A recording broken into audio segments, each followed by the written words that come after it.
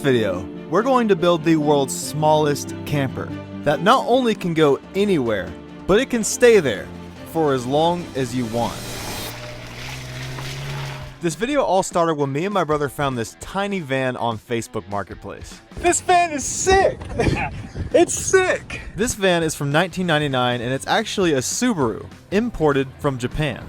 And it had the steering wheel on the wrong side, 71,000 kilometers, and believe it or not, four-wheel drive. Four-wheel drive? Four-wheel drive!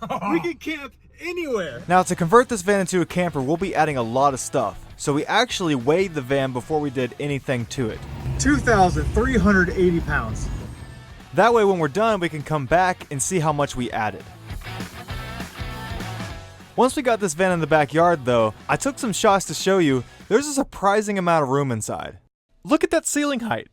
All right, step one, completely gut this van. Let's do it. Oh yeah, look at that.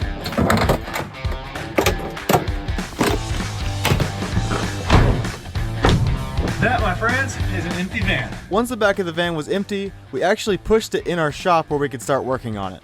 Well, the first thing we gotta do to this van is put a floor in there. Putting a floor in the van was going to be a little tricky because the engine was actually in the back. So when we put the wood in, we had to frame around the engine where in case it broke down one day, we could work on it. Because this van has the engine in the back, it's slightly higher there, so we had to take our wood and go straight across, and it leaves us with this big old empty space. This is going to be where our tank goes and our electric system and all that. It's actually going to work out perfectly. But for now, we got to cover all this in plywood. After adding some insulation over the engine to make it quieter, we basically put down 4 different sheets of plywood. Only 2 of these were going to be permanently mounted, which means in 2 years if the van engine stops working, we can fix it. Then on the other side, we started to add our wall. This was kind of scary because I literally screwed into a door that would never ever open again after this.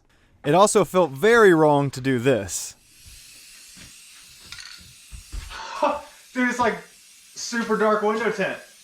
But we had to black out the windows we weren't using. That way you can't see the wood and insulation from the outside of the van.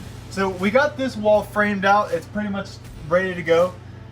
This side's a little bit harder. The other wall was going to be our kitchen, which means we needed to make a cabinet that can hold a microwave, refrigerator, and a sink. So this is a perfect template. It fits right here along the side. All I have to do is cut this out of plywood and then I can start building that cabinet. With Colby using that cardboard template to make that piece of wood, the cabinet was able to fit perfectly against the side of the van. That is going to be really, really cool. Him and my dad then permanently mounted it to the wall with metal self-tapping screws, and then added a place for a backsplash and a TV. Building it like this allowed us to keep the sliding door where we have easy in and out access. Then they added a cabinet on the ceiling to give us more storage and help separate the driving area from the living area. Now that I finally got all this cabinet stuff done, it's time to build a countertop. For the countertop, Colby actually cut a 2x4 into a bunch of little pieces, glued them together, sanded them, planed them with the router, and made a really nice countertop for like $2. Oh, that looks beautiful. Look at that. Wow, that looks good. With the skeleton of our van really coming together, it was time to start running the electricity.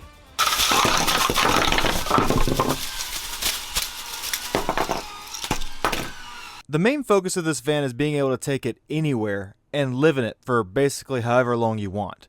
So this electrical system is fairly complicated, but for now we're just wiring up regular plugs and regular light switches, just like what you'd find in a house. So for now, the van's only source of power is a plug on the outside, which means it has to be plugged into the grid. It's not much, but one light in this van works. Progress, baby. So now we're starting the long process of putting in all the stuff we need to be completely off-grid. For those of you watching who may not know or be familiar with this, off-grid pretty much means that this van's going to have electricity and water anywhere.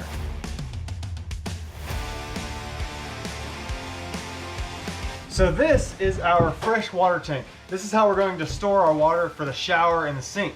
As I'm sure you can imagine, having water on the road is extremely important, and in this van we were able to fit a 21-gallon tank.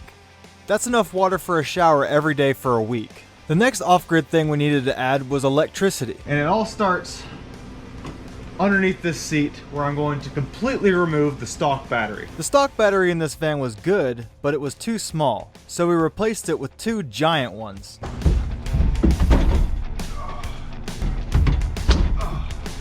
After I put the batteries in place, I wired them up in parallel to get a combined total of 220 amp hours, which is almost enough electricity to keep an iPhone charged for a year.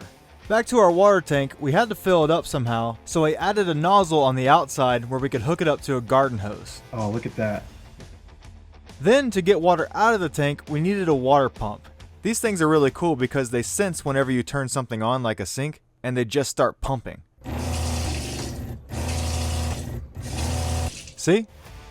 Back to the batteries, it's great to have a ton of power and all, but you can't use any of it without the inverter.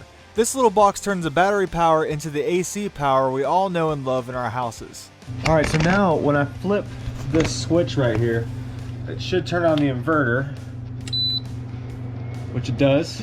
These batteries are also kind of worthless if they die, so we have 2 main ways to charge them. Finally, after like 100 builds, we listened to you guys and bought some solar panels. On a sunny day, these things are going to generate 200 watts of electricity, which in perfect conditions will recharge our batteries from completely dead in about 12 hours. That's good in theory, but not good enough, so I also wired the batteries to the alternator, that way when the engine's running, they're charging. And after 48 hours of making this van completely off-grid capable, it looks the same, but it's off-grid.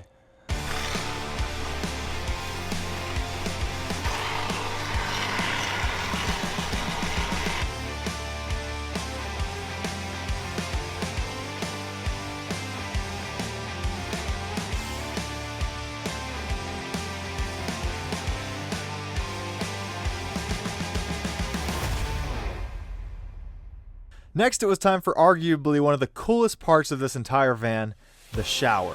Earlier in the build, Colby and I installed a super small hot water heater underneath the sink for the sole purpose of being able to take a warm shower wherever. Whenever we're lucky enough to get sponsors, I always try and make sure they relate to my life, or at least the video we're doing.